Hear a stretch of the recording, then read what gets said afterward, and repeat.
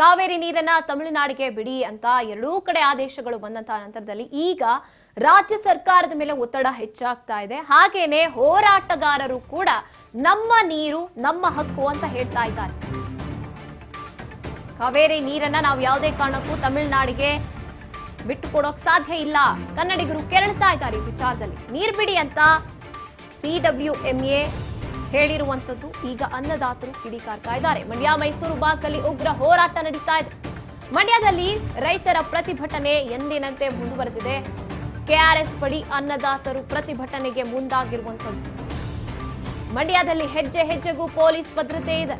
KRSಗೆ ಮುತ್ತಿಗೆ ಹಾಕೋ ಕೂಡ ತಯಾರಿ ನಡೀತಾ ಇರುವಂತಹ ಕಾರಣಕ್ಕೆ 1500ಕ್ಕೂ ಹೆಚ್ಚು ಪೊಲೀಸರನ್ನ ಅಲ್ಲಿ ಭದ್ರತೆಗೆ ಅಂತ ನಿಯೋಜನೆ ಮಾಡಲಾಗಿರುವಂತದ್ದು. ಆದ್ರೆ ಎಷ್ಟೇ ಭದ್ರತೆ ಇರಲಿ ನಮ್ಮ ಹೋರಾಟವನ್ನ ನಾವು ಹಿಂಪಡೆಯೋದಿಲ್ಲ.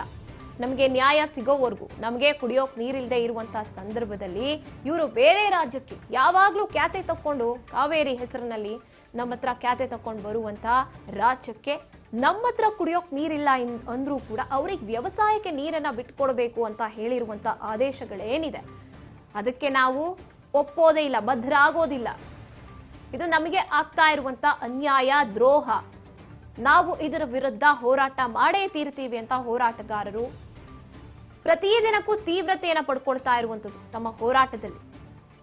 ಈ ಒಂದು ವಿಚಾರದಲ್ಲಿ ಈಗ ನಂಬಿಕೆಯನ್ನು ಇಟ್ಕೊಂಡಿರುವಂತದ್ದು ಹೋರಾಟಗಾರರು, ಜೊತೆಗೆ ನಮ್ಮ ರಾಜ್ಯದ ಜನತೆ. ಅಂದ್ರೆ ಕಾವೇರಿ ನೀರಿಗಾಗಿ ಹೋರಾಡ್ತಾ ಇರುವ ಪ್ರತಿಯೊಬ್ಬರು ಕೂಡ ರಾಜ್ಯ ಸರ್ಕಾರದ ಮೇಲೆ ಈಗ ರಾಜ್ಯ ಸರ್ಕಾರ ಒಂದು ನಿಲುವನ್ನು ತಗೊಳ್ಬೇಕಾಗತ್ತೆ. ಆದೇಶವನ್ನ ಪಾಲಿಸಬಾರದು ಯಾವುದೇ ಕಾರಣಕ್ಕೂ. ಸುಪ್ರೀಂ ಕೋರ್ಟ್ ಮೊರೆ ಹೋಗಬೇಕು, ಸುಪ್ರೀಂ ಕೋರ್ಟ್ಗೆ ಮೇಲ್ಮನವಿಯನ್ನ ಸಲ್ಲಿಸಬೇಕು ಅಂತಲೇ ಈಗ ಎಲ್ಲಾ ಕಡೆ ಕೂಗು ಕೇಳಿ ಬರ್ತಾ ಇರುವಂತದ್ದು. ಇನ್ನು ಈ ಕಡೆ ಬಿಜೆಪಿ ನಾಯಕರುಗಳು ಕೂಡ ಅಷ್ಟೇನೆ ಆರೋಪವನ್ನ ಮಾಡ್ತಾ ಇದ್ದಾರೆ, ಸರಿಯಾಗಿ ವಾದಿಸಬೇಕಿತ್ತು ಅಂತ.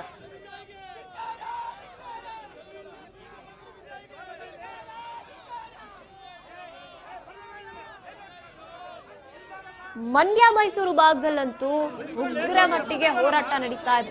ಇನ್ನು ಇವತ್ತು ನಿರ್ಧಾರ ಆಗುತ್ತೆ ಕರ್ನಾಟಕ ಬಂದ್ಗೆ ಕರೆ ನೀಡ್ತಾರ, ಯಾವಾಗ ಕರ್ನಾಟಕ ಬಂದ್ ಯಾವಾಗ ಅನ್ನುವಂಥದ್ದು ಇವತ್ತು ನಿರ್ಧಾರ ಮಾಡ್ತಾರೆ.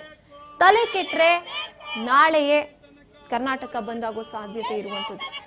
ಅಂದ್ರೆ ಎಲ್ಲಿವರೆಗೂ ಈ ಅನ್ಯಾಯಕ್ಕೆ ಮಣಿದು ಅಟ್ಲೀಸ್ಟ್ ರಾಜ್ಯ ಸರ್ಕಾರ ಬದ್ಧವಾಗಿ ನಿಲ್ತಾರೆ, ಇಲ್ಲ ನಮ್ಮ ಕಾವೇರಿ ನೀರನ್ನ ನಮ್ಮವರಿಗೆ ಕುಡಿಯೋಕ್ ನೀರಿಲ್ಲದೆ ಇರುವಂತ ಪರಿಸ್ಥಿತಿ ಇರುವಾಗ, ಬರಗಾಲದಂತ ಪರಿಸ್ಥಿತಿ ಇರುವಾಗ ಯಾವುದೇ ಕಾರಣಕ್ಕೂ ನಾವು ಹೊರ ರಾಜ್ಯಕ್ಕೆ ಬಿಟ್ಟು ಕೊಡೋದಿಲ್ಲ ಅಂತ ಹೇಳಬೇಕು ಅಂತ ಇವಾಗ ಹೋರಾಟ ನಡೀತಾ ಇರುವಂತದ್ದು. ಇನ್ನು ವಿರೋಧ ಪಕ್ಷದ ನಾಯಕರುಗಳು ಕೂಡ ಅದನ್ನೇ ಹೇಳ್ತಾ ಇರುವಂತದ್ದು. ಅವರು ಹೋರಾಟ ಮಾಡೋಕ್ ತಯಾರಿಯನ್ನ ಮಾಡ್ಕೊಳ್ತಾ ಇದ್ದಾರೆ. ಪ್ರಧಾನಿ ಮಂತ್ರಿ ಅವರು ನಾಳೆ ಮೈಸೂರಿಗೆ ಬರ್ತಾರಂತೆ, ಅವ್ರಿಗೆ ಮನವರಿಕೆ ಮಾಡ್ಕೊಡಿ ಅಂತ ಹೇಳ್ತಾ ಇದ್ದಾರೆ. ಗಣಿಗ ರವಿಕುಮಾರ್ ಅವರು ಶಾಸಕರು ನೀರ್ ಬಿಡಿ ಅಂತ ಕಾವೇರಿ ವಾಟರ್ ಮ್ಯಾನೇಜ್ಮೆಂಟ್ ಅಥಾರಿಟಿ ಹೇಳಿರುವಂಥದ್ದು CWMA. ಇದರ ವಿರುದ್ಧ ಈಗ ಮತ್ತೆ ತೀವ್ರವಾದಂತ ಹೋರಾಟವನ್ನ ಮಾಡ್ತಾ ಇದ್ದಾರೆ. ಅದು ಹೇಗ್ ಸಾಧ್ಯ ಆಗುತ್ತೆ?